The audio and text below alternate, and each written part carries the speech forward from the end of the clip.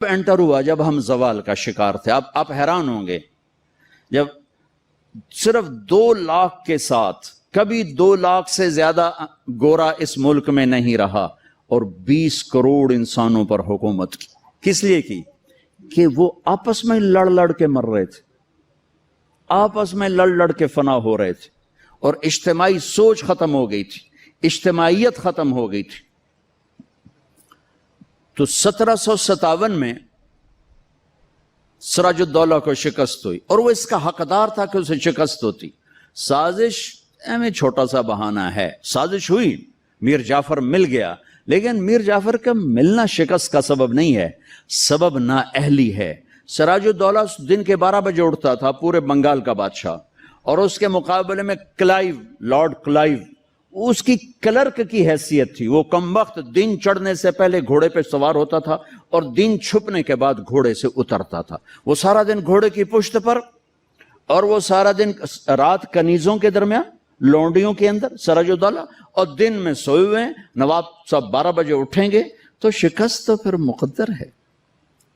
میدان ان کے ہاتھ میں ہوتا ہے جو میدان میں کھڑے ہوتے ہیں. راگ و رنگ، ناچ گانا، موسیقی، یہ زوال کی نشانیاں ہیں.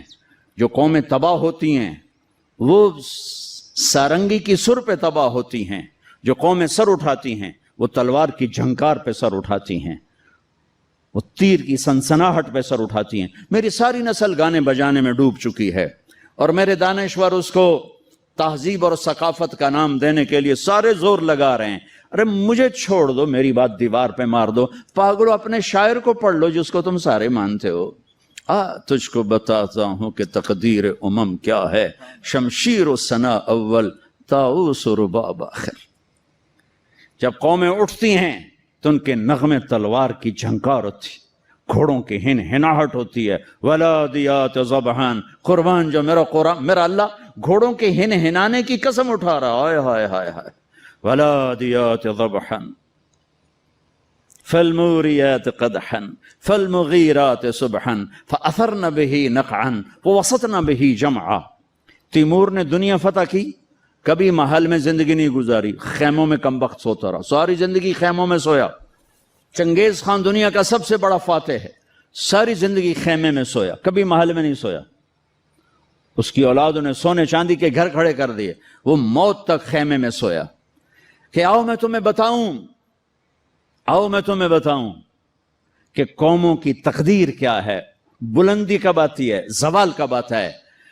جب شمشیر ہوتی ہے، تیر و تلوار کے نغمے ہوتے ہیں تو یہ اوپر اٹھتے ہیں، اور جب تان سین ہوتے ہیں اور طبلے کی تھاپ ہوتی ہے اور سارنگی کی سر ہوتی ہے اور گانے والی کیا آواز ہوتی ہے، تو پھر وہ قومیں سو جاتی ہیں، ڈوب جاتی ہیں، ہلاک ہو جاتی ہیں، تباہ ہو جاتی ہیں. تم شریعت کو بیچ سے نکال دو، تاریخ کو بیچ میں لاؤ کہ قوموں نے عروج کیسے پکڑا، زوال کیسے آیا.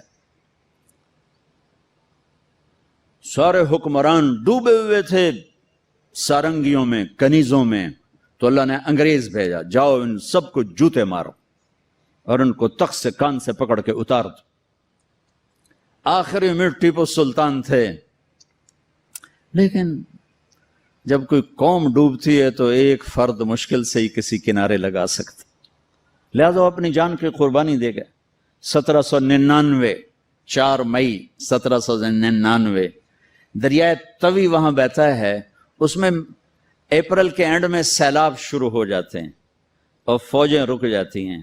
لیکن میرے اللہ کو مسلمانوں کا اقتدار ختم کرنا تھا، تو اس سال موجیں نہیں آئیں، سیلاب ہی نہیں آیا، دریا خشک پڑا تھا. اور انگریز کی مدد کرنے والے کون؟ نظام الدین، حیدرآباد کے مسلمان حکمران. مرہٹے تو چلو ہندو تھے. جب ضمیر سوتا ہے، جب حکومتیں کیوں چھینی؟ کہ ٹیپو جیسے شاہ سوار کے لیے، شیر نر کے لیے نظام الدین کی فوج آ رہی، مسلمان فوج آ رہی، اس کے لیے تو انہیں ڈوبنا چاہیے، انہیں مرنا چاہیے، انہیں غلامی کا طوق پہننا ہوگا. میرے رب کا نظام ہے، میرے رب کا قانون ہے کہ یہاں نااہل کو نہیں بٹھایا جا سکتا. اہلی آتے ہیں تو نظام چلتا ہے. وہاں میر صادق جڑ گیا, ادھر میر جعفر جڑ گیا. این جب وہ اگر یہ نہ بھی ہوتا نا تو بھی ہو ہی جانا تھا. میر صادق نے کہا بھائی وہ تنخواہ لے لو. فوج انگریز نے حملہ کیا, وہ کہتا آؤ بھائی تنخواہ لے لو, سارے تنخواہ لے لو. وہ پتہ نہیں کیسے کرائے کے فوجی تھے, وہ تنخواہ لینے کے لیے دوڑ گئے. ٹیپو کھانا کھا رہے تھے, نوالا ہاتھ میں تھا کہ شور پڑا کہ جی قلعے کی دیوار ٹوٹ گئی, فوجیں داخل ہو گئیں. کھایا نہیں بھی چھوڑ دیا. شیر کی ایک دن کی زندگی گیدڑ کی 100 سال کی زندگی سے بہتر ہے. انہیں پتا تھا اب کوئی راستہ نہیں ہے. اپنی جان کا نذرانہ دیا تو جنرل ہیرس نے کہا آج ہندوستان ہمارا ہے. پھر دلی بھی آ گئے. شاہ عالم ثانی کے زمانے میں دہلی میں انگریز داخل ہو گئے, اور پھر بہادر شاہ ظفر جو 1857 کی جنگ آزادی, وہ ایک ایسے جیسے یہ ہمارا جلوس نہیں ہوتا جلوس, ان جلوسوں نے کبھی کچھ کیا؟ جلوسوں سے کچھ نہیں ہوتا سوائے کہ 2-4 گڈیاں ساڑو, 2-4 سائن بورڈ بن دیو تو جاندے گراہ گراندے بوجھے لٹ لو. تو وہ ایک جلوس تھا, نہ کوئی نظم تھا, نہ کوئی ترتیب تھی. اور ظلم کا جواب ظلم نہیں ہوتا ہے.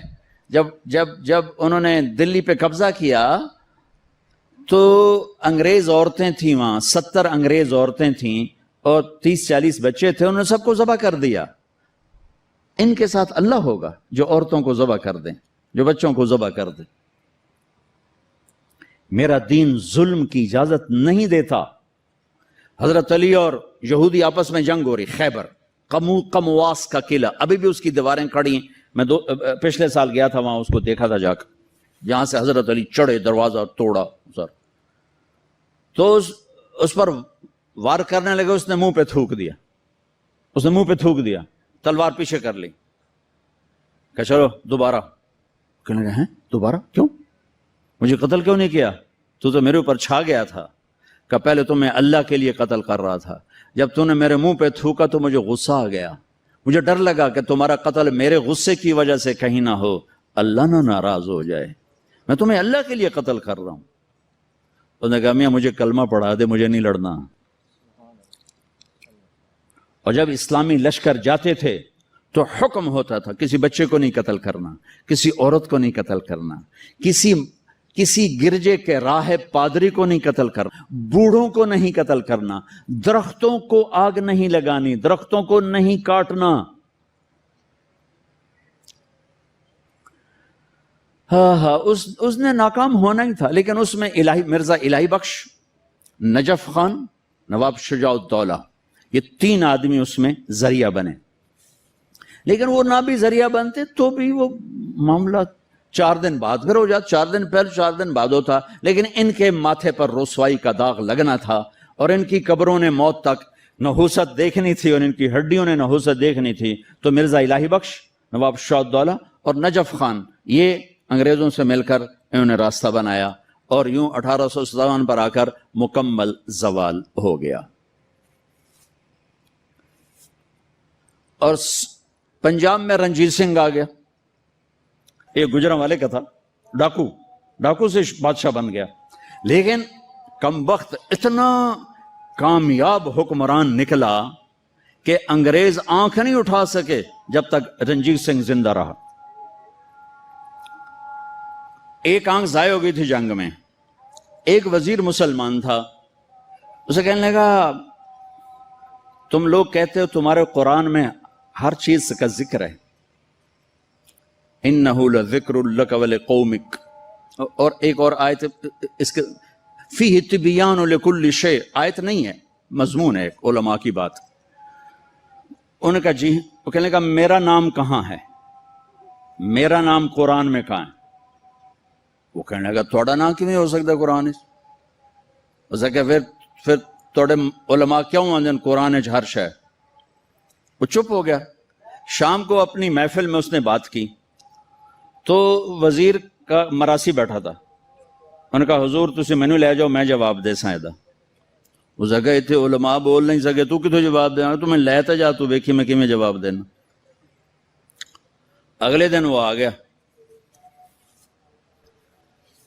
کہنے کا حضور وہ کل بات بیچ میں رہ گئی تھی, یہ بات تو ساڈا مراسی تو جواب دے گا, عالم دی لوڑ ہی کوئی نہیں. اس اچھا اوئے میرا نام ہے قرآن کہ جی ایک واری دساں 10 واری دساں.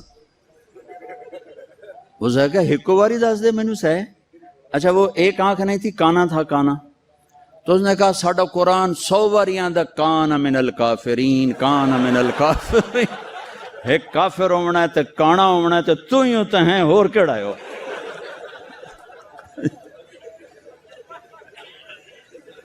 1818 میں اس نے میرا ضلع ملتان فتح کیا, رنجیت سنگھ نے. مظفر خان کی حکومت تھی, وہ 5 بیٹوں سمیت شہید ہوئے. وہ خود بڑے عالی حکمران تھے, لیکن نہ عوام میں جان تھی نہ فوج میں جان تھی, صلاحیتیں ختم ہو چکی تھی. شہید ہو کے 5 بچوں سمیت شہید ہو کے. پھر اس کمبخت نے وہاں میرے علاقے میں 3 بازار حسن قائم کیے. ایک ملتان میں بنایا طوائفوں کا اڈا, ایک کیروڑ پکا میں بنایا, اور ایک میرے تلمبے شہر میں آیا. اور وہاں اس نے کوئی 1 مہینہ قیام کیا, چونکہ بہت خوبصورت جگہ تھی, دریائے راوی اس کو ہٹ کرتا ہوا گزرتا تھا, اور کھجوروں کے باغ تھے بڑے زبردست. ایک بازار حسن اس نے وہاں بنایا. پچھلے کوئی 8 سال سے میں نے وہاں جانا شروع کیا, ملنا شروع کیا. وہ بازار حسن اب ختم ہو چکا ہے. چند بچیاں رہ گئی ہیں جو مجھے پیغام دیتی ہیں ساڑی شادی کرا دیو, اسی توبہ کرنی ہے.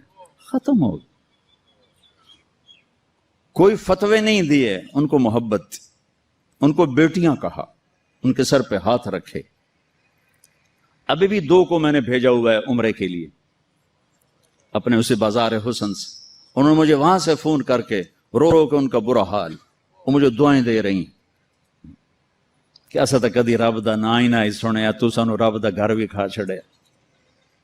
سب چند ایک وہ بیچاری روتی ہیں کہ ساڈے کو اور پیشہ کوئی نہیں تھا, عزت دیون واسطے تیار کوئی نہیں. میں تو جب سے طوائفوں سے ملا ہوں مجھے طوائفیں مظلوم نظر آئی ہیں, اور انہیں نچانے والے ظالم نظر آئے ہیں.